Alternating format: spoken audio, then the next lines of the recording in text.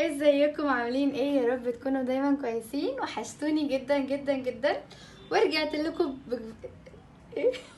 بالجزء التاني او تاني كوليكشن لبس شتوي 2023. حاجات جامدة جمود ما اقولكوش. بصوا، شفتوا شو هالقمر، شو هالجمال. بصوا الحلاوة. ايه رأيكم؟ دي بقى حاجة من ضمن الكوليكشن اللي هتفرج عليه. بس يلا بقى شجعوني واعملوا لايك حلو للفيديو واشتراك في القناة وفعلوا الجرس عشان يوصلكوا كل جديد. ولو عجبكم الفيديوهات دي بقى ايه، قولولي بقى في الكومنتات اعمل لكم منها اجزاء كتير او اي حاجة نجيبها. حاجات تنفع مناسبات، تنفع خروجي، تنفع للجامعة، في اي حتة تتلبس. دي حاجات حلوة جدا. زي ما عجبكم الفيديو اللي عدى، باذن الله الفيديو ده هيعجبكم اكتر كمان. بس اعملوا لايكات كتيرة واكتبوا في الكومنتات ايه رايكم في الحاجة دي يعني وكده. نفس غلطة المرة اللي فاتت، مش عارفة ابص في الكاميرا ولا ابص هنا. لو بصيت هنا حاسة انا باصة بعيد. ما علينا، بس قولولي مثلا دي كام من 10 واخدها ولا لا، ان انا منمرة على كام حاجة في الفيديو ده. فاختاروا معايا. دي مثلا شايفاها لذيذة جدا، خامات حلوة قوي. انا في الفيديو بحط برص الفيديو. انا مش مجمعة ليه. برص الفيديوهات كلها وبحط ميوزك عليها عشان مش بتكلم فيها. فانا عملت لكم بقى مقدمة حلوة. فانتوا كمان ايه، فرحوني واعملوا لايكات كتيرة جدا جدا. عايزاكم توصلوا الفيديو ده ل 500 لايك. لو انت عارفه ان انت مثلا مش هتعرف تعمل غير لايك واحد بس، تقدر تعمل شير للفيديو او منشن لاصحابك او تبعت لينك اليوتيوب لاصحابكم. وبس كده.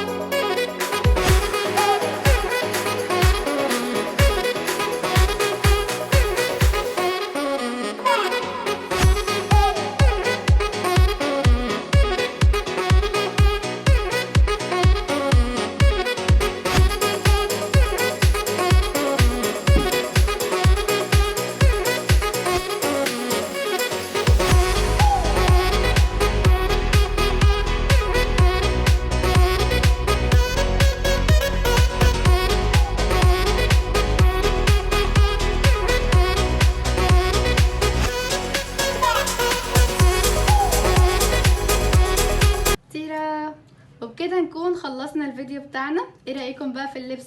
انا الفيديو ده عاملاه بكل الحب، كل الحب والموده جدا، عاملاه بارادتي وعاملاه بكل سعاده. بهزر، ماما ادتني 100 جنيه عشان اقيس الحاجات دي كلها، انا هشتغل معاها دايما. بصوا بجد، ايه رايكم في الشغل الجديد؟ اكتبوا لي في الكومنتات، واختاروا لي بقى قطعه كده او اتنين او لا 3 كتير قوي، احنا ناخد اتنين بس او 3. ايه بجد اكتر حاجه الوان عجبتكم عليا، او ايه اللبس اللي كان لايق عليا او على سني؟ واكتبوا لي في الكومنتات بقى ايه رايكم في الحاجات، واعملوا بقى لايكات كتير قوي وشير كتير قوي، اكتبوا لي كومنتات بقى، شيصوني بقى في الكومنتات. بس كده، واتبسطت معاكم النهارده، ويا رب يكون الفيديو عجبكم، وانتظروا باذن الله فيديوهات حلوه كتير عشان حاسه اكيد ان هو عجبكم. باي باي.